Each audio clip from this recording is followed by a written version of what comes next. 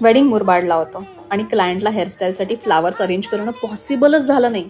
मग काय, आमच्यातला आर्टिस्टिडा कायमच वळवळत असतो. रिसॉर्टच्या गार्डनमध्ये फिरून अशी चाफ्याची फुलं गोळा केली. मला ना अजून पण काही फुलं हवी होती, पण ती खूप उंच असल्यामुळे हात काही पुरत नव्हता.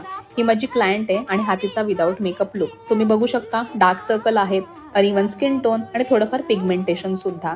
आणि टाडा, हा आपला आफ्टर मेकअप लुक आहे. क्लायंटला जसा पाहिजे होता, तिने मला जसं सांगितलं होतं तसा आपण मेकअप लुक तिला दिलेला आहे.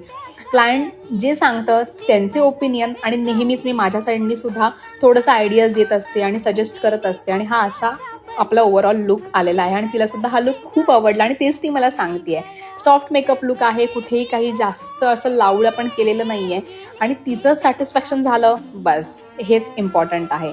जी आणलेली फुलं होती ना त्याची प्लेसमेंट आपण अशी केली आणि ती नेहमी काय रोजेस आणि जिप्सी वगैरे लावायचे, काहीतरी वेगळं केलं आणि खूप सुंदर दिसत होतं.